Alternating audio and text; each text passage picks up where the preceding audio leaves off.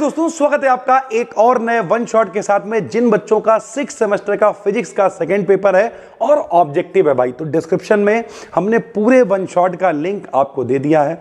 लगभग 100 से 150 objective question हम लोग इस वीडियो के अंदर कवर करने वाले हैं, तो ये पूरी वीडियो आप देख डालिए। ये पीडीएफ आपको टेलीग्राम पर दे देंगे, डिस्क्रिप्शन में उसका भी लिंक है। और उसके अलावा भैया अगर आपके पास थोड़ा सा समय है तो जो डिस्क्रिप्शन में वन शॉट है उसे पूरा देखिए भाई, बहुत आराम से आप कर पाओगे भैया पूरा पेपर। ठीक है, फिलहाल ये जो क्वेश्चन है ये भी सब छटे हुए हैं। चलिए शुरू करते हैं। पहला क्वेश्चन हमने लिया है भाई, इन्वर्टर गेट इज। इन्वर्टर मतलब क्या होता है? इन्वर्ट का मतलब होता है उल्टा। ठीक, तो जो नॉट गेट होता है ये इन्वर्टर गेट होता है। क्यों? क्योंकि अगर इसमें इनपुट आप दोगे 1 तो आउटपुट होगा 0, इनपुट दोगे 0 तो आउटपुट होगा 1। ठीक है, यानी इसमें जो इनपुट और आउटपुट है वो एक दूसरे के इन्वर्ट होते हैं, इसलिए से हम लोग इन्वर्टर गेट कहते हैं भाई। ठीक है, जो बूलियन अलजेब्रा होती है जिसमें हम लोग गेट वगैरह जोड़ना, ठीक है, 1 0 ये सब करते हैं, तो ये जो बूलियन अलजेब्रा होती है ये किस पे आधारित होती है? तो लॉजिक पर आधारित होती है। और ये सारे लॉजिक गेट्स हैं भाई, एंड गेट, और गेट, नॉट गेट, इस तरीके से चलते हैं भाई। ठीक है, यूनिवर्सल गेट कौन से कहे जाते हैं? तो नैंड गेट और नॉर गेट, इस तरीके के जो गेट हैं ये यूनिवर्सल गेट हैं। और बेसिक गेट कौन से हैं? एंड गेट, और गेट, नॉट गेट। मान लिया आप नॉट और एंड को मिलाओगे तो नैंड मिल जाएगा, नॉट और को मिलाओगे तो नॉर बन जाएगा। तो इस तरीके से भाई ये बेसिक गेट्स होते हैं भाई। ठीक है, which gate has only one input in the following. तो अभी आपको बताया कि भैया जो नॉट गेट है इसी को हम लोग इन्वर्टर गेट भी बोलते हैं, एक इनपुट इसमें होता है भाई। ठीक है, second name of multiplexer. Multiplexer का दूसरा नाम क्या होता है? तो डेटा सिलेक्टर भी हम लोग मल्टीप्लेक्सर को कहते हैं। D multiplexer is called, D multiplexer को हम लोग और क्या कहते हैं भाई? तो डी मल्टीप्लेक्सर को हम लोग कहते हैं डेटा डिस्ट्रीब्यूटर, या फिर DMUX भी हम लोग इसे बोलते हैं, डी मल्टीप्लेक्सर को। How many bits can be stored by flip flop. जो फ्लिप फ्लॉप सिस्टम है इसका हमने वन शॉट भी बनाया हुआ है, डिस्क्रिप्टिव। तो अगर आप ये समझना चाहते हो फ्लिप फ्लॉप क्या है, ये सारी चीजें क्या हैं, तो आप डिस्क्रिप्टिव वाला हमारा वन शॉट देख लो। अब मतलब हम आपको सजेस्ट करेंगे यार कि अगर आपके पेपर में समय है तो आप डिस्क्रिप्टिव वाला वन शॉट भी देखो, उससे ऑब्जेक्टिव लगाने आसान हो जाएंगे भाई। ठीक है, तो भैया कितनी बिट स्टोर कर सकते हैं फ्लिप फ्लॉप के द्वारा? तो एक ही बिट स्टोर करी जा सकती है। The control input in flip flop में जो कंट्रोल इनपुट है वो कितना होता है? तो 2 होता है भाई। ठीक है, विच bond is present in semi conductor. तो जो सेमी कंडक्टर यानी अर्धचालक होते हैं उनमें कोवैलेंट बॉन्ड यानी साझेदारी वाला बंध प्रेजेंट होता है भैया अर्धचालकों के अंदर। सभी को पता है कि मान लिया सिलिकॉन है तो भैया 4 संयोजकता है, 4 लोग इससे जुड़ जाएंगे इस तरीके से। Which order is the reverse current in PN junction. देखो भैया, एक होती है फॉरवर्ड करंट जो कि ज्यादा होती है, तो उसे हम लोग फॉरवर्ड करंट को मिली एम्पियर में नापते हैं। और जो रिवर्स करंट है ये छोटी होती है, तो इसे हम लोग माइक्रो एम्पियर में नापते हैं भाई। ठीक है, which is not conductor in the following. कौन कंडक्टर नहीं है भैया, चालक नहीं है? तो जो एबोनाइट की छड़ें होती हैं, एबोनाइट रॉड्स जो होती हैं, ये भैया कंडक्टर नहीं बल्कि कुचालक होती हैं। इन फॉरवर्ड बाइसिंग, भैया जब भी कभी डायोड जो है, मान लिया पीएन जंक्शन डायोड है, समझो ये मेरे भाई P है, ये N है। P फॉर पॉजिटिव इसे प्लस से जोड़ दो, N फॉर नेगेटिव इसे माइनस से जोड़ दो, तो इसे फॉरवर्ड बाइसिंग कहते हैं। तो फॉरवर्ड बाइसिंग के अंदर जो डायोड है वो स्विच की तरह ऑन स्विच काम करता है भाई। ठीक है, AC रेजिस्टेंस ऑफ डायोड। तो डायोड के लिए अगर आप रेजिस्टेंस पूछोगे तो रेजिस्टेंस का मतलब क्या? प्रतिरोध होता है। और हम लोगों ने बेसिक ओम का नियम पढ़ा हुआ है V/I, उसी से आप याद रख सकते हो। तो भैया अगर ओम का नियम फॉलो होता है तो उसे हम लोग रेजिस्टेंस कहते थे, लेकिन यहां पर क्या हो रहा है, यहां पर हम लोग AC रेजिस्टेंस की बात कर रहे हैं और change in voltage, change in current की बात कर रहे हैं, यानी बदलाव आ रहा है, तो इसे आप गत्यात्मक प्रतिरोध भी, डायनेमिक रेजिस्टेंस भी बोल सकते हो भाई। ठीक है, फॉर्मूला ऑफ ड्रिफ्ट करंट, सही है भैया। अनुगमन वेग आपने 12th क्लास में पढ़ रखा होगा, अनुगमन धारा पढ़ रखी होगी। क्या फॉर्मूला होता है?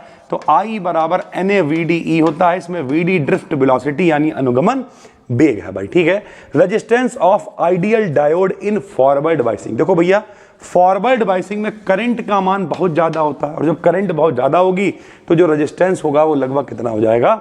0 हो जाएगा भाई। ठीक है, in a diode the depletion layer acts as, तो भैया जब भी कोई डायोड होता है तो ये P है, ये N है, यहाँ बीच में एक लेयर बन जाती है जिसे हम लोग डिप्लेशन लेयर बोलते हैं। तो ये मेरे भाई डाई इलेक्ट्रिक यानी परावैद्युत पदार्थ की तरह बिहेव करती है भाई। Value of thermal potential is, thermal potential के लिए जो वैल्यू होती है वो KT/E होती है। Value of Fermi Dirac probability function, तो फर्मी डायराक प्रोबेबिलिटी फंक्शन के लिए FE बराबर 1/1 प्लस E की power E minus EF upon में KT होता है। When we mix some impurity in a pure semiconductor, देखो भैया अर्धचालक दो तरीके के होते हैं, एक निज अर्धचालक जो प्योर अवस्था में है, एक जब उसमें अशुद्धि मिला दोगे बाहर से तो वो क्या कहलाएगा, एक्सट्रिंसिक यानी बाह्य अर्धचालक कहलाएगा भाई। ठीक है, IC का मतलब क्या होता है, तो IC for C for collector, I for current, तो AC कलेक्टर करंट इसका मतलब है भाई। ठीक है, temperature coefficient of resistance for conductors, तो कंडक्टर्स के लिए रेजिस्टेंस का टेम्परेचर कोफिशिएंट क्या होता है, पॉजिटिव होता है मेरे भाई। और सेमी कंडक्टर्स के लिए क्या होता है, सेमी कंडक्टर्स के लिए ये निगेटिव होता है भाई। ठीक है, Y का क्या मतलब होता है भैया, तो Y का मतलब होता है एडमिटेंस, क्या बोलते हैं भाई, एडमिटेंस बोलते हैं। विच H पैरामीटर रिप्रेजेंट्स रेजिस्टेंस, तो बहुत सारे H पैरामीटर्स हैं जो हमने आपको बताए थे किसमें, जब वन शॉट पढ़ाया था डिस्क्रिप्टिव वाला। तो H11 वाला जो पैरामीटर है ये रेजिस्टेंस को दिखाता है। फॉरवर्ड करंट गेन को कौन दिखाता है, तो H21 दिखाता है। यूनिट ऑफ H22 क्या है भैया, तो मो, ओम का उल्टा क्या होता है, मो होता है मेरे भाई। ठीक, जैसे प्रतिरोध है, प्रतिरोध की उल्टी क्या होती है, चालकता होती है, तो मात्रक क्या हो जाएगा, MHO यानी मो हो जाता है भाई। यूनिट ऑफ जेड पैरामीटर का मात्रक भी क्या होता है, तो ओम होता है। बाई पैरामीटर का मात्रक सीमेन होता है, सीमेन प्रति एम्पियर वोल्ट होता है भाई। ठीक है, एम्पियर प्रति वोल्ट भी हम लोग लिख सकते हैं। रिवर्स वोल्टेज रेशियो क्या होता है, तो भैया रिवर्स वोल्टेज रेशियो है वो H12 के बराबर होता है।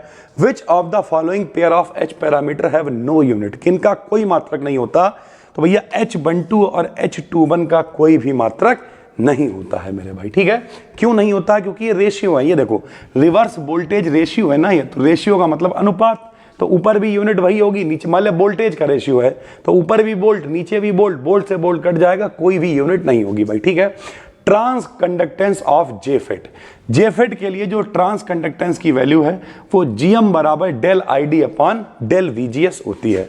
वैल्यू ऑफ ड्रेन रेजिस्टेंस, तो भैया ये भी इंपॉर्टेंट है। ड्रेन रेजिस्टेंस मतलब ओवरऑल मकसद वही है यार भैया, प्रतिरोध बराबर क्या होता है, वोल्टेज अपॉन करंट, तो डेल VDS अपॉन में डेल ID होता है। वैल्यू ऑफ एम्पलीफिकेशन फैक्टर, तो एम्पलीफिकेशन फैक्टर को म्यू बराबर RD इंटू GM लिखते हैं। Number of terminals in JFET, JFET JFET है, मॉसफेट है, ये सब हमने थ्योरी में पढ़ाया हुआ है। तो भैया टाइम अगर है आधे घंटे का वन शॉट है, 1 घंटे का, देख डालो यार, उससे बहुत आराम से आप चीज़ों को कर पाओ। नहीं भी देखते हो तो उसकी PDF एक बार पढ़ लो, विकल्प लगाने आसान हो जाएंगे भाई। ठीक, वरना ये याद करना पड़ेगा कि जेफेट में टर्मिनल कितने होते हैं, 3 होते हैं। जो मैक्सिमम ड्रेन करंट होती है उसे IDSS से लिखते हैं जेफेट में।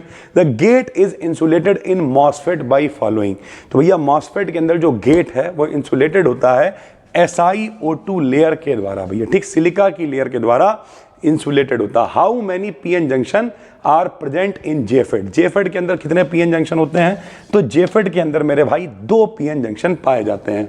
Charge carriers are present in P channel, सभी को पता है भाई, अगर कहे P चैनल तो P के अंदर क्या होते हैं, होल्स होते हैं, और अगर कहे N चैनल तो N के अंदर क्या होते हैं भाई, इलेक्ट्रॉन होते हैं मेरे भाई। ठीक है, इस तरीके से चीजें चलती हैं। तो यहाँ P चैनल कह रहा है तो आप होल्स लिखोगे।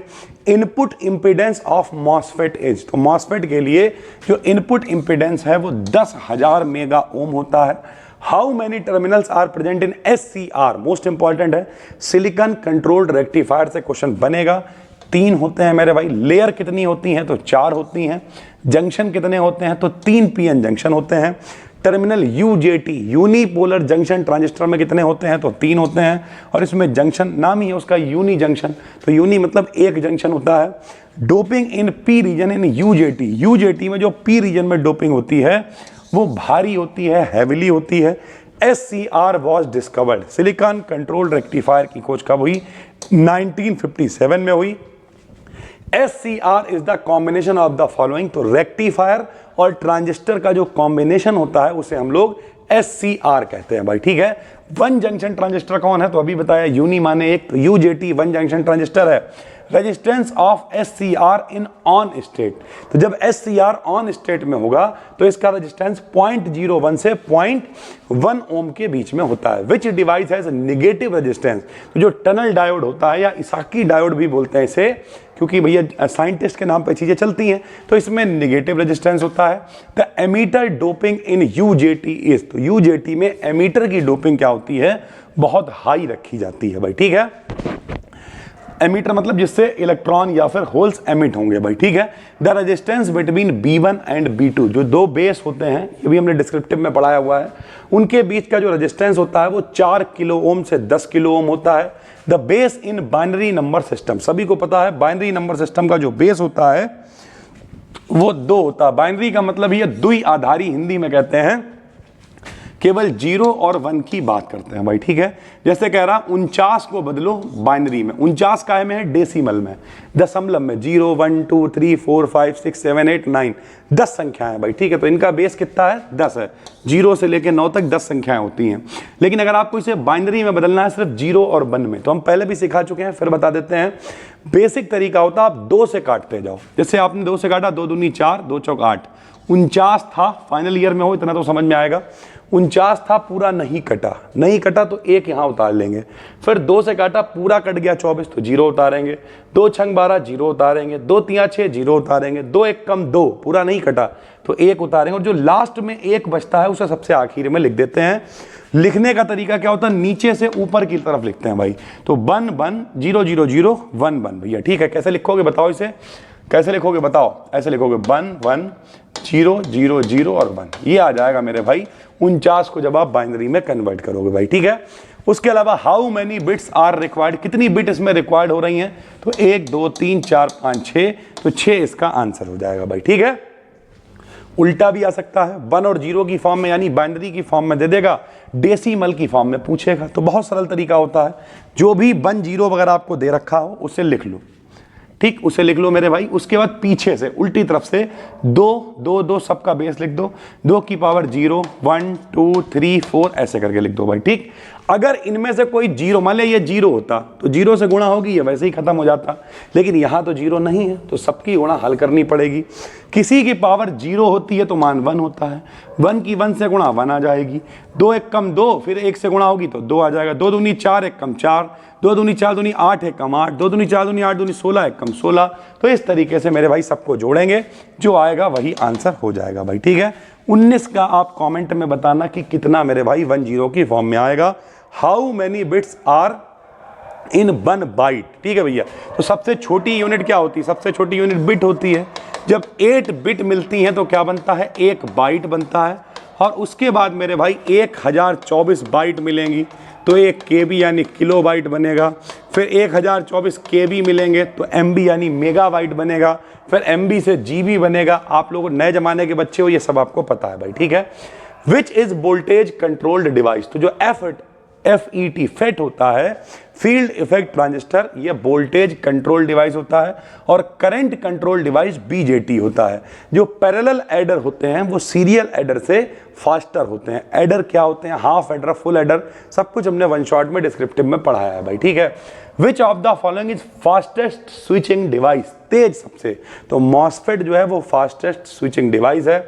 MOSFET acts as an amplifier in its linear region, तो जो MOSFET होता है एम्पलीफायर की तरह, प्रवर्धक की तरह काम करता है जब ये इसके लीनियर रीजन में होता है भाई, ठीक है। 3 टर्मिनल्स ऑफ SCR, तो SCR में एनोड होता है, कैथोड होता है, ग्रिड होती है। Thermal runaway is not possible, यानी थर्मल रन अवे नहीं होता है, because as the temperature of the FET increases, क्योंकि जब जैसे ही फैट का टेम्परेचर बढ़ता है वैसे ही उसकी मोबिलिटी समझते हो, जितनी आसानी से वो काम कर रहा है वो भी बढ़ जाती है। और जब मोबिलिटी बढ़ेगी, सरल भाषा में कहें, लोग कहते नहीं मोबाइल डाल लो साइकिल अच्छी चलने लगेगी, तो अच्छी क्यों चले, क्योंकि रगड़ नहीं लग रही भाई, ठीक। जब रगड़ लगेगी तो हीट यानी थर्म प्रोड्यूस होगी तो थर्मल रन अवे हो जाएगा। लेकिन जब मोबिलिटी बढ़ जाएगी टेम्परेचर बढ़ने पे तो थर्मल रन अवे नहीं होगा भाई, ठीक है। जो क्यू पॉइंट होता है वो कहाँ होता है, तो जो लोड लाइन होती है क्लास A ऑपरेशन की, उसके मिडिल में स्थित होता है भाई, ठीक है। जेफेट के लिए ट्रांसफर कैरेक्टरिस्टिक्स इस तरीके का ग्राफ होगा।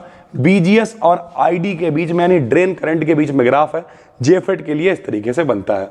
यूजेटी के कौन से 3 टर्मिनल होते हैं? तो 2 बेस होते हैं, एक एमीटर होता है। यूजेटी का वर्किंग रीजन क्या होता है? तो नेगेटिव रेजिस्टेंस रीजन जो है वो वर्किंग रीजन होता है। Largest 2 digits in hexadecimal number is, तो FF16 जो है वो ये हेक्साडेसिमल के लिए चल रहा है। डेसिमल में 10 होता है, इसमें 16 के लिए चल रहा, तो FF जो है वो लार्जेस्ट नंबर है। 8421 को हम लोग BCD कोड भी कहते हैं।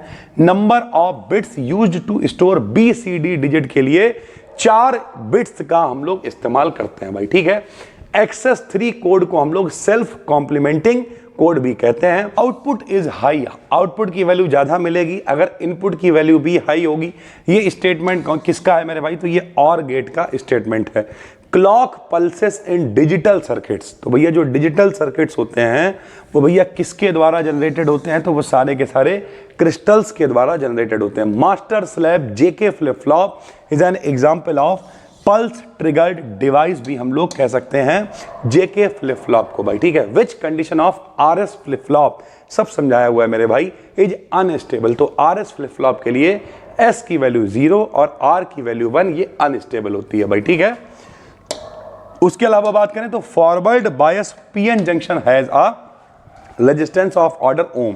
तो भैया जो फॉरवर्ड बायसिंग होगी, फॉरवर्ड बायसिंग में जो PN जंक्शन होगा करंट बहुत ज़्यादा होगी, और जब करंट बहुत ज़्यादा होगी तो जो उसका रेजिस्टेंस होगा वो बहुत कम होगा। लेकिन किस ऑर्डर में होगा? तो ओम के ऑर्डर में होगा मेरे भाई, ठीक है। रिवर्स बायस्ड PN जंक्शन है, तो भैया जो रिवर्स बायसिंग में होगा इसमें करंट की वैल्यू क्या होगी? लगभग 0 हो जाएगी, क्योंकि रिवर्स बायसिंग में कोई धारा का प्रवाह नहीं होता है। केवल जो माइनॉरिटी कैरियर्स होते हैं मेरे भाई, यानी अल्पसंख्यक होते हैं, जब कभी भी भैया इसे प्लस की जगह माइनस लगा दोगे तो ये सारे के जितने इसमें होल हैं ये सब इधर आने लगेंगे, जितने इलेक्ट्रॉन हैं सब उधर जाने लगेंगे, तो मेनली कोई भी करंट का प्रवाह नहीं होगा मेरे भाई, ठीक है। और reverse PN junction diode XH किस तरीके से काम करता है? तो इंसुलेटर की तरह कोई करंट नहीं आएगा, या फिर एक ओपन स्विच की तरह कि स्विच खुला हुआ है, कोई भी करंट नहीं आ रहा भाई, ठीक है। फर्मी डायराक फंक्शन, ये भैया देखो एक क्वेश्चन बहुत इंपॉर्टेंट है। Fe बराबर 1 + e की पावर e - f/kT, ये पेपर में आ सकता है। डोपिंग ऑफ सिलिकॉन और जर्मेनियम विद पेंटावेलेंट, ध्यान से समझो, जब भी कभी पेंटावेलेंट का मतलब 5 वाली अशुद्धि मिलाएंगे तो N टाइप सेमीकंडक्टर होगा, और जब भी कभी 3 वाली अशुद्धि मिलाएंगे यानी ट्राईवेलेंट कहे तो मेरे भाई P टाइप सेमीकंडक्टर होगा, ठीक है। In a parameter model H for क्या होता है? अभी हम लोग देख रहे थे H पैरामीटर, H21, H12, तो H फॉर हाइब्रिड होता है भाई, ठीक है। अभी ऊपर भी बताया H12 का कोई भी मात्रक नहीं होता है। FET का पूरा नाम होता है फील्ड इफेक्ट ट्रांजिस्टर। MOSFET का पूरा नाम होता है metal oxide semiconductor field effect transistor. UJT का पूरा नाम यूनी जंक्शन ट्रांजिस्टर।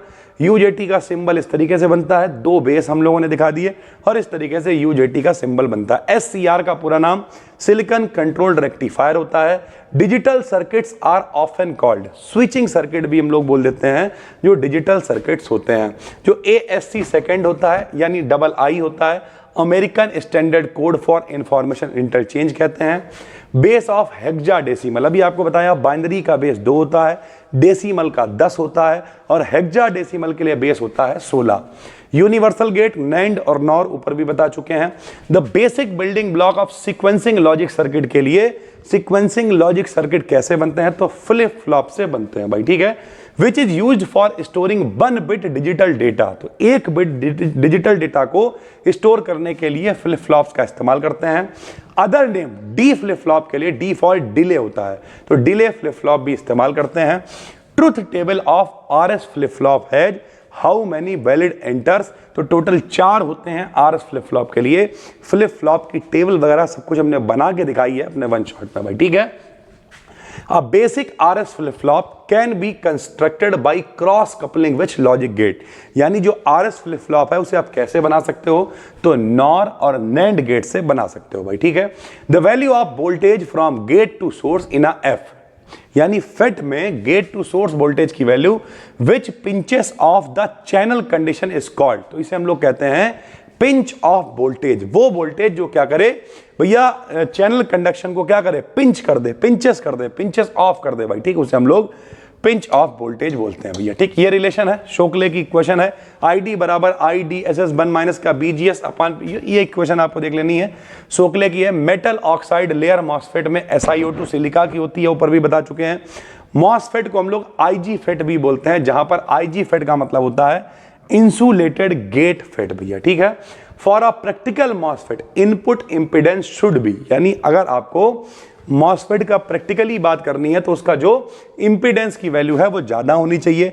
HFB में F फॉर फॉरवर्ड कैरेक्टरिस्टिक्स होता है, बाई पैरामीटर में बाई फॉर एडमिटेंस होता है, Z11 की यूनिट क्या होती है तो ओम होती है, Z फॉर बेसिकली क्या इंपिडेंस के लोग इस्तेमाल करते थे प्रतिबाधा के लिए, तो ओम ही इसका मात्रक हो जाएगा। इंपिडेंस जो होता है वो एडमिटेंस का अपोजिट होता है। ठीक है भाई, ये एक सिंबल आपको दिख रहा है जो कि करंट कंट्रोल्ड वोल्टेज सोर्स का है भाई। H parameter of a transistor changes, अगर Q पॉइंट चेंज हो जाएगा तो H पैरामीटर भी चेंज हो जाएगा।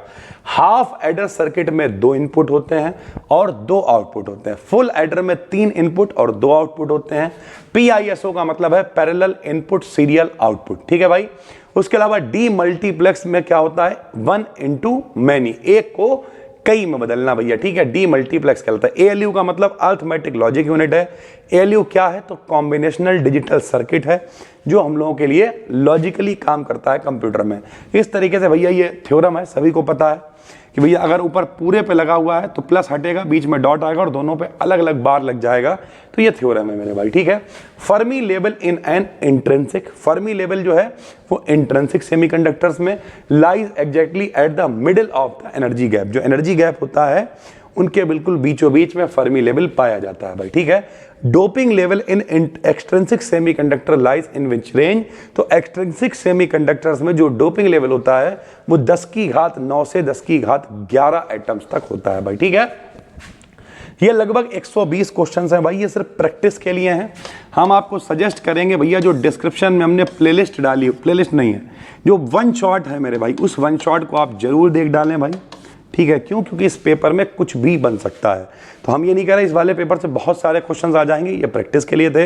डिस्क्रिप्शन में जो वन शॉट है उसे आप जरूर देख डालना, समय मिले तो जो हमने इसका डिस्क्रिप्टिव वन शॉट बनाया है उसे आप देख लेना। उसमें हमने गेट है, फ्लिप फ्लॉप है, एडर है, ये सब कराया हुआ है, तो कॉन्सेप्ट और आसान हो जाएगा, आप और अच्छे से टिक लगा पाओगे भाई। ठीक है, कोई दिक्कत है तो कॉमेंट करके बताइए। हम मिलते हैं आपसे एक और वीडियो में, तब तक के लिए धन्यवाद, थैंक यू। और हाँ, टेलीग्राम का लिंक डिस्क्रिप्शन में है, ये PDF वहां पर दे रहा है। चलिए सर।